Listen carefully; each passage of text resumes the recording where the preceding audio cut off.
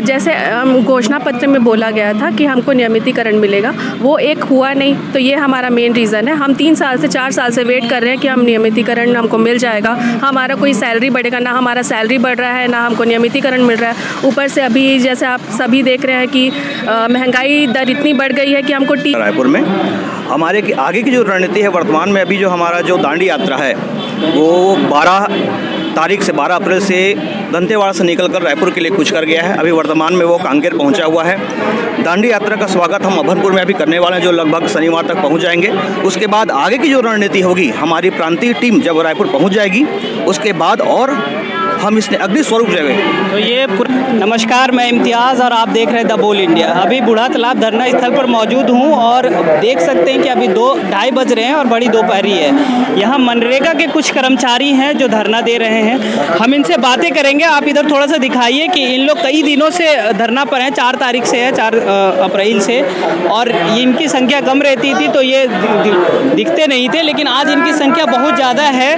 हम इनसे बातें करेंगे कि इनका क्या मांग है और ये क्यों इतनी बड़ी दोपहरी में या रायपुर की ये गर्मी की तपिश में क्यों धरना दे रहे हैं। आप अपना नाम बताइए और क्या आपकी मांगे क्या है। मैं मोहम्मद इश्तियाक सिद्दीकी, जिला रायपुर का मनरेगा महासंघ का अध्यक्ष हूँ।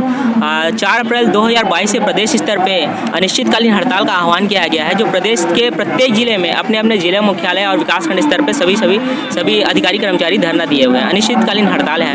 हमारी शासन से 2 सूत्री मांगे हैं। पहला तो शासन द्वारा जो वादा किया गया था कि संविदा कर्मियों का नियमितीकरण किया जाएगा, पहली मांग तो वो है। और दूसरी हमारी ये मनरेगा महासंघ की मांग है कि जब तक शासन द्वारा नियमितीकरण नहीं किया जाता, अगर शासन द्वारा नियमितीकरण नहीं किया जा रहा है उसके यानी तब तक यानी हमें 1966 पंचायत नियमावली के तहत हम सभी कर्मियों पे लागू हो। उससे ये होता है कि पंचायत नियमावली 1966 लागू होगी। जिस तरह पंचायत सचिव है, जो ग्राम स्तर पर सचिव रहते हैं, वो भी अस्थायी पद है उनका, लेकिन उनको 1966 पंचायत नियमावली लागू है तो उनको सीधा पद से पृथक नहीं किया जाता, उनको निलंबन या बहाली की जाती है। अभी तक पूरे छत्तीसगढ़ में कितने मनरेगा कर्मचारी हैं?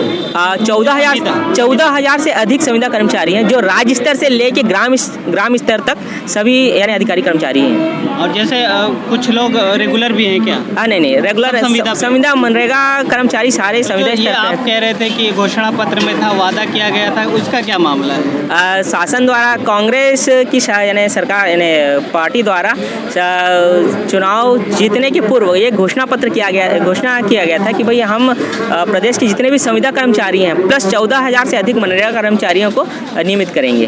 3-3.5 साल होने वाले हैं और आप लोग अभी धरना दे रहे हैं, इसका क्या मतलब? अभी तक यानी हमारी मांग पूरी नहीं है, इसका ये अर्थ है, साफ देख लीजिए। तो कुछ महिला शक्ति भी यहाँ बैठे हैं जो कर्मचारी हैं, उनसे भी मैं बातें करूँगा। आपको क्यों विवश होना पड़ रहा है धरना देने के लिए?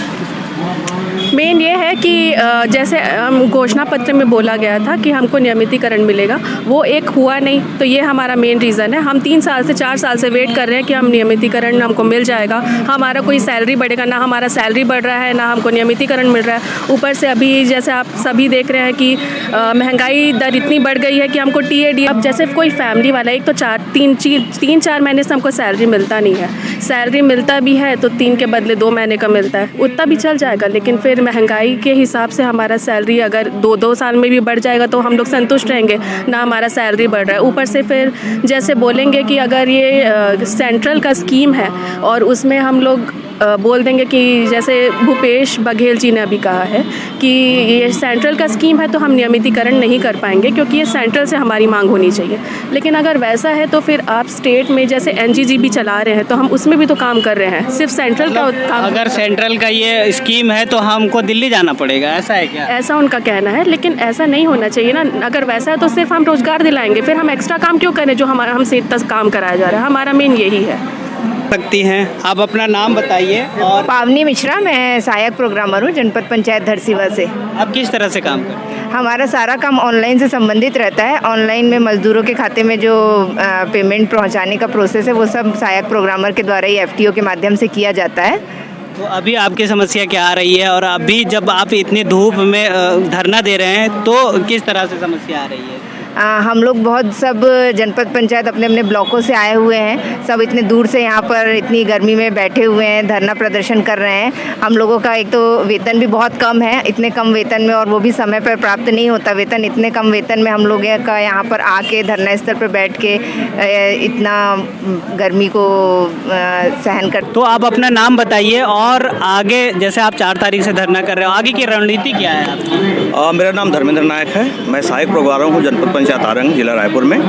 हमारे आगे की जो रणनीति है, वर्तमान में अभी जो हमारा जो दांडी यात्रा है वो 12 तारीख से 12 अप्रैल से दंतेवाड़ा से निकलकर रायपुर के लिए कूच कर गया है। अभी वर्तमान में वो कांकेर पहुंचा हुआ है। दांडी यात्रा का स्वागत हम अभनपुर में अभी करने वाले हैं, जो लगभग शनिवार तक पहुंच जाएंगे। उसके बाद आगे की जो रणनीति होगी, हमारी प्रांतीय टीम जब रायपुर पहुंच जाएगी, उसके बाद और हम इसने अग्नि स्वरूप देंगे।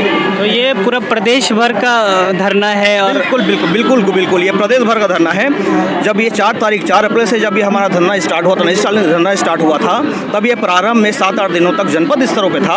उसके बाद अभी वर्तमान में ये जिला स्तर पे हो गया है। और जैसे ही दांडी यात्रा हमारी लगभग रविवार तक यदि रायपुर तक पहुँचती है, उसके बाद ये राज्यव्यापी धरना, अनिश्चितकालीन धरना के रूप में ये आगे बढ़ेगी। तो कहीं ना कहीं जो अभी रायपुर की गर्मी है वो 43 डिग्री पार कर रहा है, 44 डिग्री तक पहुंच चुका है। और ये तपिश जो गर्मी का है, और इस तपिश में धरना देना ये बहुत बुरा संकेत है। सरकार को कहीं ना कहीं ये चाहिए कि इनके जो मांगे हैं उनको सुननी चाहिए और पूरी करनी चाहिए।